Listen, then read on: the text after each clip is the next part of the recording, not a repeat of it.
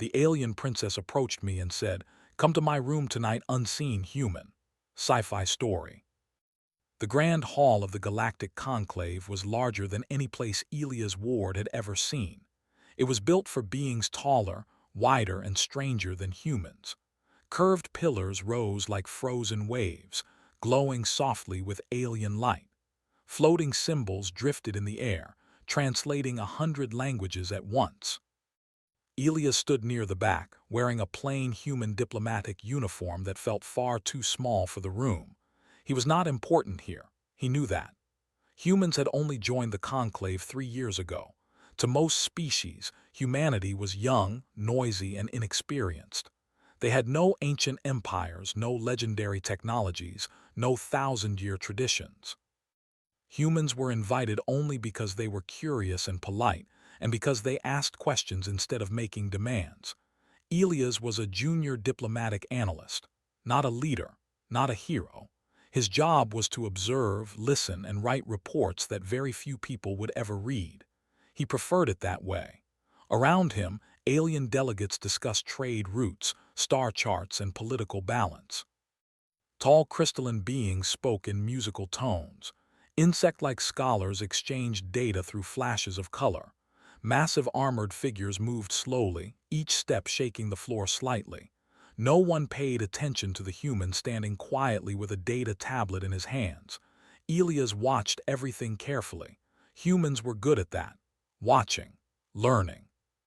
The ceremony had already begun when the atmosphere changed. At the center of the hall, a new presence drew attention like gravity. Princess Salith of the Orcs' dominion entered through a living archway of light. She was tall and elegant, her skin faintly glowing with soft patterns that shifted with her thoughts. Orcs' royalty was old beyond measure. Their empire had existed before humans had learned to write. Every conversation softened, every movement slowed. Respect flowed toward her without effort. Elias lowered his gaze politely as protocol demanded. He did not expect her to notice him. No one ever did. But then he felt it, that strange feeling of being watched. He looked up without thinking. Princess Salith was looking directly at him. Her eyes were calm, intelligent, and unsettlingly focused. Elias felt his breath pause. Around him, delegates froze in confusion. Orcs' royalty did not look at humans. They barely acknowledged them. She began walking, not toward the center of the hall, not toward the senior leaders, toward him. Elias' mind raced. Had he violated protocol? Had he stood in the wrong place? His heart beat faster, but his face remained neutral. Humans had learned long ago that panic solved nothing. She stopped in front of him. The noise of the hall faded into silence. Princess Salith leaned slightly closer, lowering her voice so only his translator could catch the words. "Come to my room tonight," she said softly. "Unseen human." He replayed the words again and again. "Unseen, tonight. Why him?" Security drones drifted closer. A senior human diplomat hurried over, eyes wide with concern. "What did she say to you?" the diplomat whispered. Elias hesitated. Honesty was important, but timing mattered more. "She requested a private conversation," Elias said carefully. The diplomat swallowed. "Do not act on this without authorization." Humans were not powerful, but they were curious, and curiosity had carried them across oceans and into space. That night, Elias made a decision. If Princess Salith wanted him unseen, then being seen would be the real danger. He did not use official access routes. He did not wear his uniform. He dressed in plain station clothing and disabled his visible ID signals. Humans were good at blending in. On Earth, it was a survival skill. The palace corridors were designed for alien minds. They followed patterns that made sense only if you thought in curves instead of lines. Elias moved slowly, observing how light panels pulsed and how drones followed predictable loops. He did not try to overpower systems. He worked around them. When a corridor glowed brighter, he waited. When security passed, he stepped into shadow. When a door responded to biometric fields, he found maintenance gaps that aliens rarely noticed because they never needed to improvise. Elias felt a strange calm settle over him. This was familiar territory, not the palace but the problem. Humans were good at problems. After what felt like hours, he reached a quiet section of the palace. The air here hummed differently, softer, warmer. Orali's private chambers were grown, not built, shaped by living materials that responded to thought and emotion. He stopped outside a doorway that shimmered like liquid glass. For a moment, doubt touched him. He could still turn back. Report this. Stay safe. Then the doorway opened. Princess Salith stood there alone. You arrived unseen, she said, a note of approval in her voice. Elias inclined his head respectfully. You asked me to. That makes you dangerous in a quiet way. Then perhaps your people are exactly what we need. And for the first time since humanity joined the stars, the future shifted, quietly and unseen. The chamber closed softly behind Elias, and the living walls changed color, shifting into calm shades of blue and silver. The air felt warmer than the corridors outside, and it carried a faint scent like rain on stone. Elias stood still, hands relaxed at his sides, careful not to appear nervous or disrespectful. Princess Salith moved deeper into the room. The floor responded to her steps, glowing gently beneath her feet. She gestured for Elias to follow.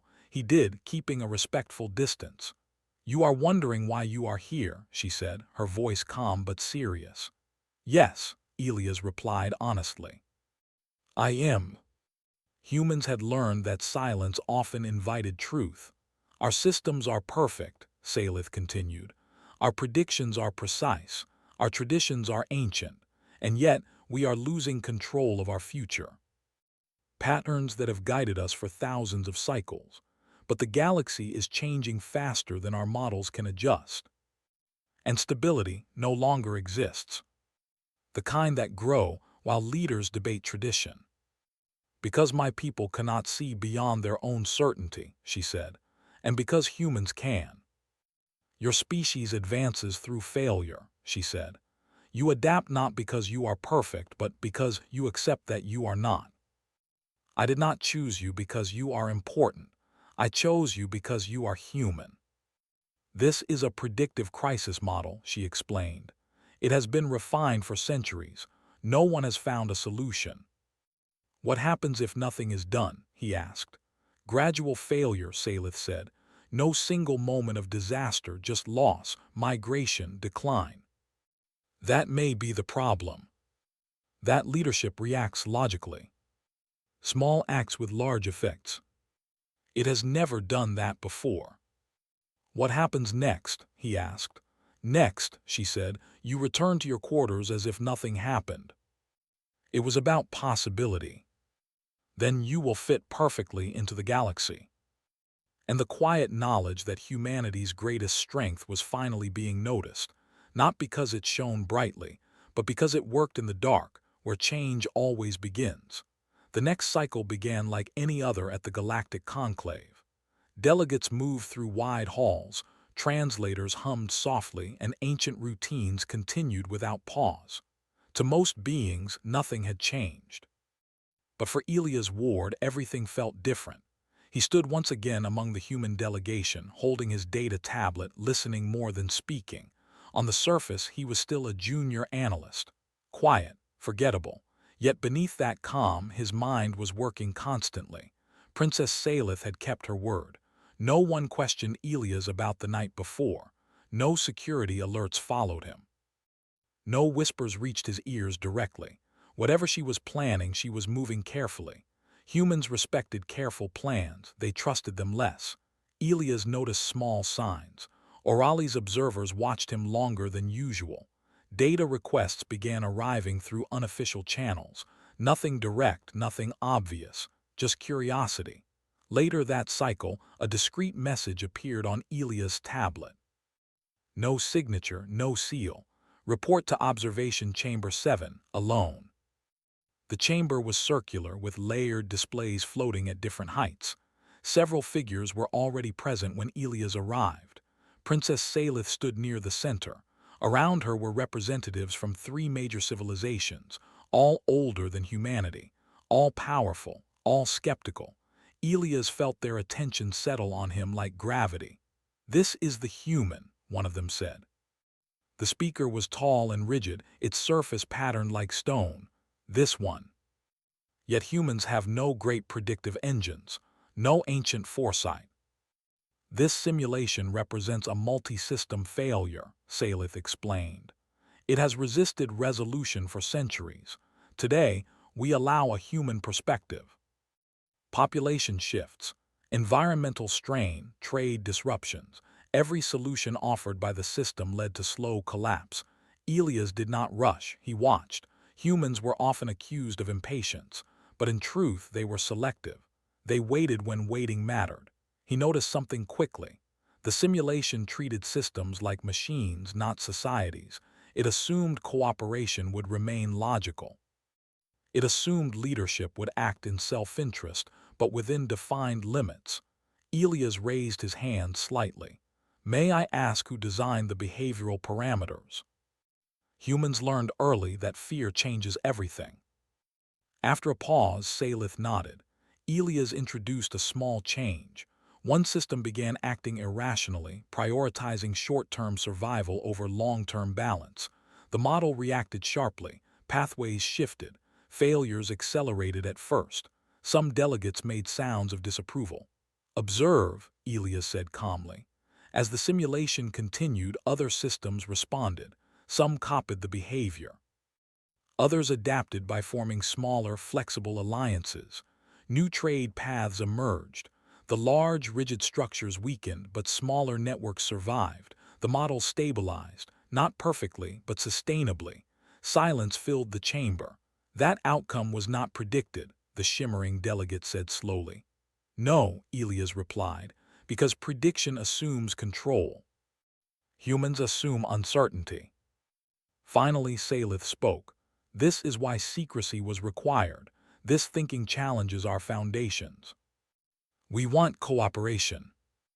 Elias exhaled slowly. He had not realized how tense he had been. "You did well," Salith said quietly. "I told the truth," Elias replied. "That's all humans can really offer." Invitations arrived disguised as routine tasks. Humans noticed patterns, they always did. Within days, Elias was no longer alone. Other human thinkers were invited into small discussions. Engineers, sociologists, systems analysts, no titles, just minds. The conclave did not announce a change. It never did, but the galaxy began to listen. Elias stood one evening near the same balcony where Salith had first shown him the stars. He watched distant lights drift through space. Humans had not impressed the galaxy with strength or technology. They had done something more difficult. They had shown that survival was not about being perfect. It was about being willing to change. And quietly, unseen by most, humanity stepped into a role it had always practiced on its own world. Not as rulers, but as problem solvers in a universe that finally realized it needed them. The change did not arrive with an announcement. There was no grand declaration from the conclave, no banners or celebrations. The galaxy did not work that way. Power shifted quietly, through habits and decisions, through who was invited into rooms and who was asked for opinions. Humans began receiving more messages. At first, they were small requests. A trade group asked a human economist to review a failing agreement. A research council invited a human systems thinker to observe a long-standing problem. A migration authority requested advice from a human sociologist. None of it was official, but none of it was accidental. Elias Ward watched it unfold from his modest station quarters. He still wore the same simple uniform. He still carried the same data tablet. Yet his schedule was now full from cycle start to rest phase. Princess Salith remained careful. She did not publicly praise humans. She did not single Elias out. Instead, she allowed results to speak. And they did. One trade network avoided collapse by breaking itself into smaller, flexible routes. A planetary alliance rewrote its rigid charter after human advisors pointed out it no longer reflected reality. An energy system survived instability by accepting short-term loss instead of chasing perfect balance. The galaxy noticed, not loudly but deeply. Elias found himself standing in the grand hall again weeks later. The same glowing pillars, the same flowing translators, yet something felt different. Eyes followed him now, not with suspicion, with interest. A group of alien delegates paused their discussion when he passed. One of them inclined its head slightly, a gesture of respect. Elias returned it, feeling a quiet weight in his chest. Humans had always wanted to be seen. Now that they were, he understood how heavy that could be. Princess Salith addressed the conclave that cycle. Her voice carried calmly across the hall, translated into every language. "The galaxy faces change," she said. "Not a sudden threat, but a slow one. We can deny it or we can adapt." She announced the creation of a new advisory framework. Species neutral, flexible, optional, no authority, only influence. It was approved after long discussion. No one said the word human. "You have changed the rhythm of the conclave," she said softly. Elias shook his head. "We didn't change it, we listened to it. They believe adaptability means weakness. Then perhaps the galaxy is finally ready for you." When a resource network strained, humans suggested smaller solutions instead of larger machines. When alliances cracked under pride, humans reminded everyone that cooperation was a decision, not a law. Some resisted. Not everyone welcomed change, but enough listened. Elias eventually returned to Earth for a short rotation. Standing beneath Earth's sky felt strange after so long among the stars. The planet looked fragile. No glowing shields, no ancient structures, just life. He spoke with young analysts, engineers, thinkers, people who had grown up believing humanity was small. "They see us now," one of them said with wonder. Elias shook his head gently. "They always did, they just didn't understand what they were seeing." Humans moved through it with quiet confidence, not arrogance, familiarity. One evening, Elias received a simple message from Salith: "Walk with me." "But truly," then shook his head, "not yet." Societies questioned themselves sooner. Failure was no longer treated as shame but as information, and humans remained at the center of it all without ever standing on a throne. Elias stood once more at the edge of the grand hall, watching a new cycle begin. Delegates entered. Conversations rose and fell. The galaxy moved forward. Princess Salith passed him on her way to her seat. She paused just long enough to speak. "You came unseen," she said softly. "You changed everything." They had listened, adapted, and helped the galaxy remember how to change. And for the first time, among worlds older and greater than Earth, humanity was no longer small. They were necessary.